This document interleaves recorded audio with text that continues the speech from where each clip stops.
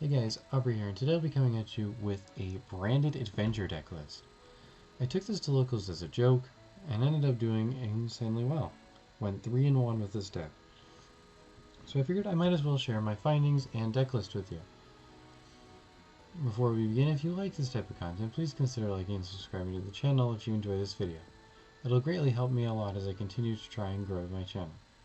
If you wish to contact me or talk to me and support me further, my Discord and Twitter, as well as a link to my Patreon, will all be in the description below.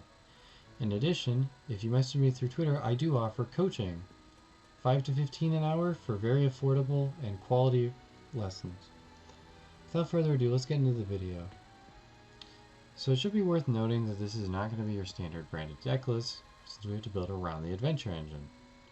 If you do want an actual branded deck list, I do happen to have one up that I've won 8 locals with.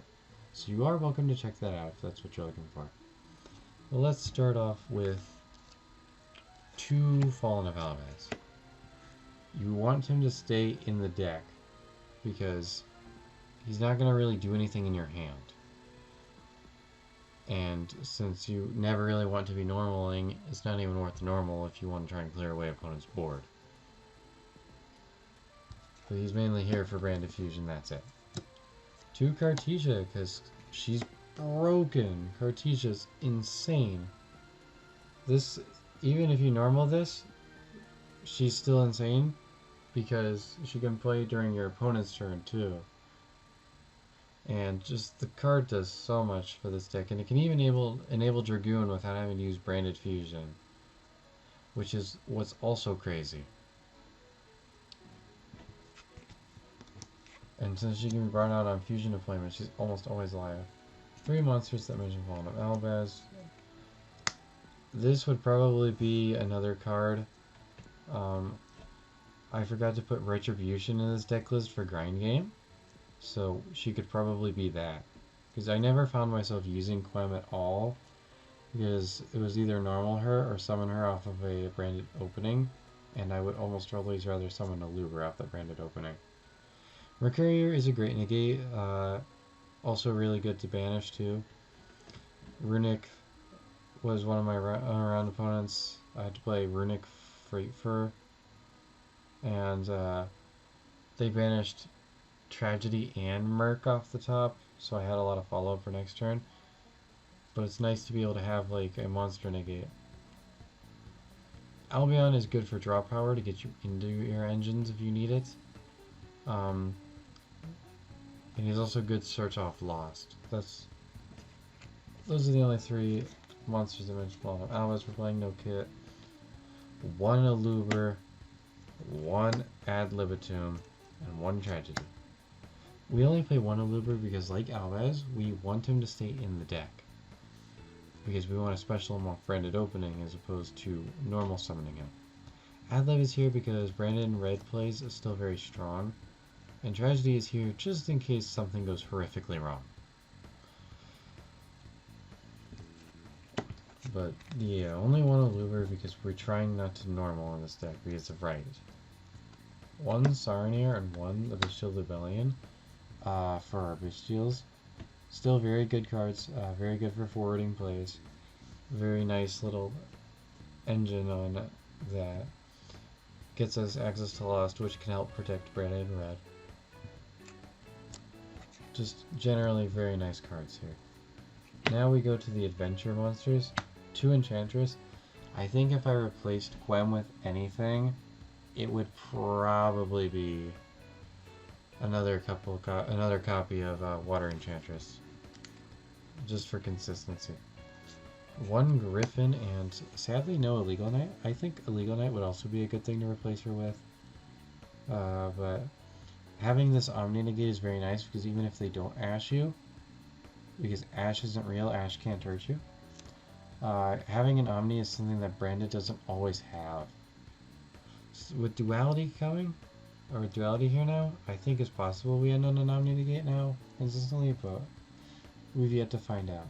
So having this here is really nice and really nice protective of Ash. Speaking of the Devil, 3 Ash Blossom, really good hand trap. Really good against Branded, can be really good against a lot of other decks too.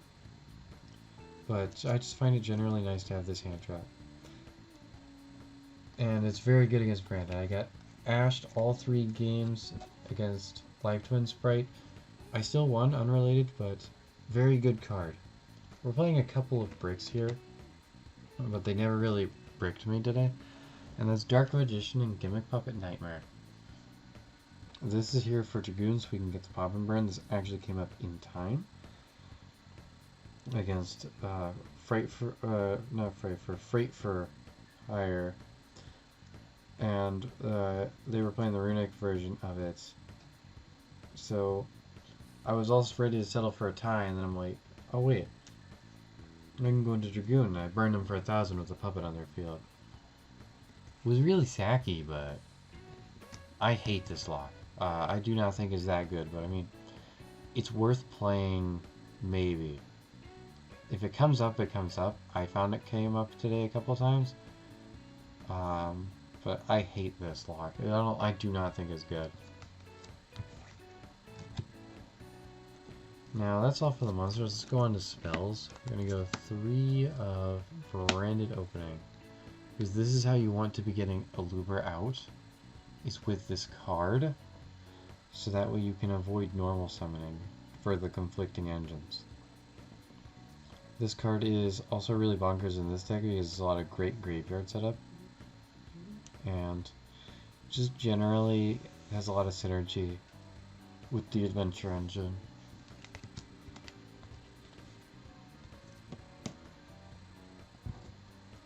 Three Branded Fusion because this card is broken. I cannot wait for it to get the ulti printing and for them to not hit this card in the ban list. But Branded Fusion, the heart and soul of Branded. This card does everything.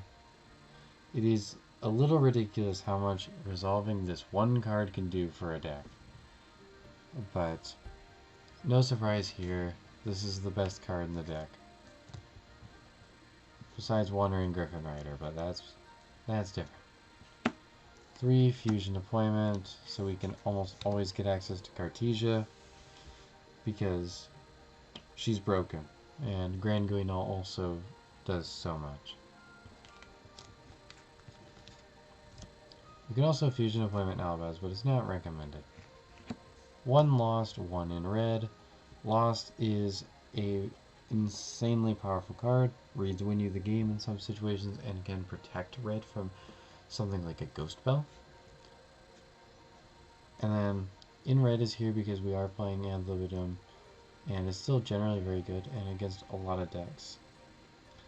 So I think it'll be just fine. I didn't run into any Bestials either, so that also helped. Now for the adventure spells.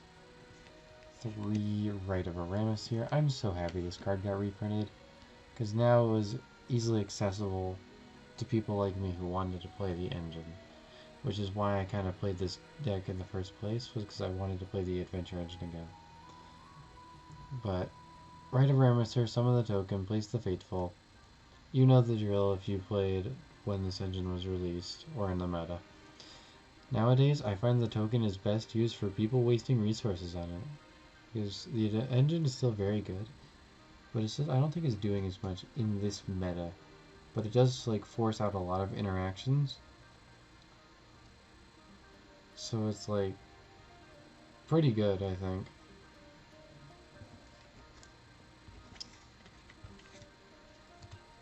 The 1 Fateful, I never found myself needing more than 1. And then 1 Dracoback. This card is honestly really good, because you can discard it off Branded Opening if you already opened something like Griffin Rider, and equip it to that token. So now it's like, cool. Easiest discard choice I've had to make. That's it for the adventure stuff. Then now we have a couple power 1-ofs. Foolish Burial and Called by the Grave. No crossout because Ash isn't real, Ash can't hurt you. Foolish is here to start Blaze for either engine. Usually you're only foolishing Tragedy if you're in a really bad situation. But Foolish is also just very good graveyard setup anyways, or put Enchantress. Cold Bite is here because sadly Ash is real. Ash can hurt you. So that's why it's here. But since I don't fear Ash, there's no crossout. 3 infinite impermanence for traps. Retribution should be here, but I'm a little silly and forgot it. But Imperm is one of the best hand traps right now, and I think one of the best non-floodgate traps in the game, probably the best non-floodgate trap in the game. And it also doubles as a very good hand trap that can be used defensively or not. So that's it for the main. Go on to the extra. Extra, start with 2 Albion. Very key piece for the deck because Albion is broken, and being able to set Branded in red is very nice.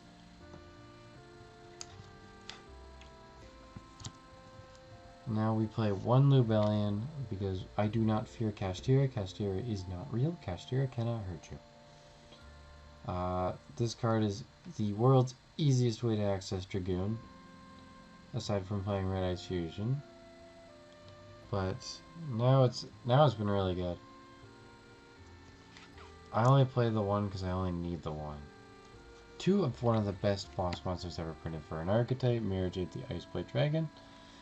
They printed so much stuff on this card, and it's all so good.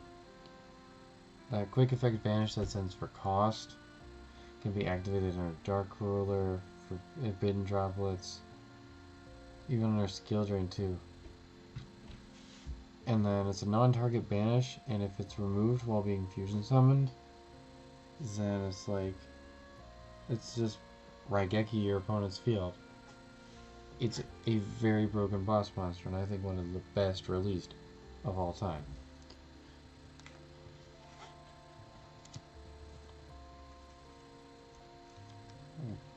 Small break from Albaz stuff. 1 Grand Guinal. This could be up to 2 because I realized before recording this video I was only playing 14 cards in my extra deck. Well, whoops. But having 2 of this, I would do this in regular branded too. Is so nice for the grind game. She just does so much and it's so good. Next, the remainder of the Albaz fusions. Rinbroom, Sprint, Sanctifier. The first 2 are only really here for like niche situations. You can set up Rinbroom and Albaz Engrave, or you can do Sprint if they get Contact Seed on you, but that never came up. Sanctifier is just a really good card aside from being used for degeneracy because he can't be targeted or used as fusion material. And being able to revive things on your opponent's turn or flip a floodgate against them if you manage to clear their board is very, very good. And it's just generally a really good card. Some decks are not going to be able to out the 3k Beatstick without the help of something like Scareclaw Tryhard. And of course he still enables the Puppet Lock, unfortunately. 1 Lulu, 1 Queritus. Lulu is here as a send target for Grand Guinal and nothing else. We never summon her, she never does anything else aside from her one thing that she does well, is bring out usually Quem. But even then I haven't done that as much. I'd rather just bring out Cartesia. And then Queritus is bonkers. I've been on this card forever, and being able to change non-level or hard fusions to 0 is crazy. And floating in Albaz is also nuts. And lastly, some 3 one-offs, because Kashtira isn't real. Kashtira cannot hurt us. But Dragoon, Dragostabelia, Chimera. Dragostabelia is good for grind games. Good for when you summon Albaz and use a fusion monster. Dragoon is insane. When he's playable, he's almost borderline oppressive. But now the Duality is out and main branded, it's going to be nice to have him as an option. And Kashtira has a really hard time getting rid of this guy. can't crash it if I negate something and make it 4K. And it's a hell of a boss monster, and I'm really excited to try it out with Duality. Chimera, because we do the branded red, and Chimera popping 2 and drawing 1, or drawing 2 and popping 1, is still ridiculous. Not as much in this deck, but it's still really good. And that's it for the extra deck. There's a 14 card extra deck because I cannot count somehow. Let's get on to the side. Nibiru, the Primal Being. This comes up a lot. I just never draw my side deck cards, so luck issue. Hits a lot of decks, nobody respects it. They have the mentality Nibiru isn't real, it cannot hurt you. Some real best back row removal in the format right now is I think Cosmic Cyclone. Being able to target non-destroy is really good. And especially against like Traptrix being rogue.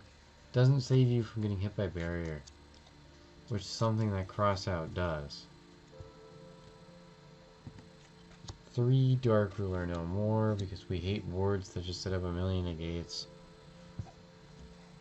Really good going second card.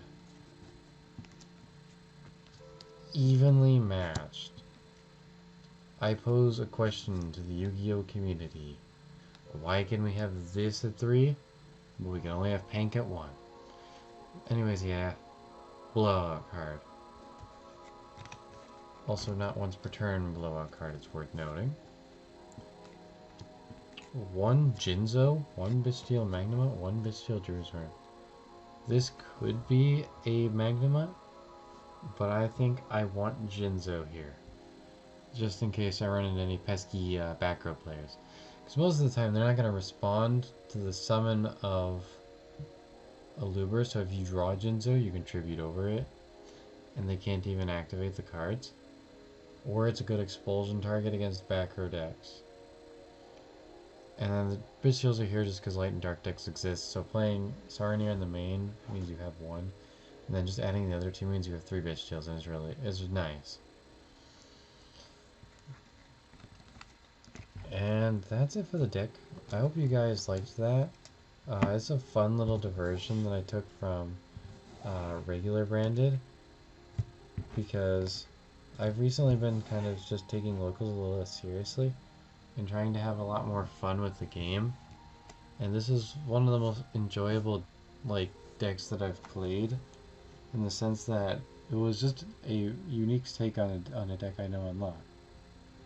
Well, that's all for today. I hope you guys have a great night, and if you have any questions on anything, please feel free to message my Discord, my Twitter, or even say down here in the comments. And have a great one.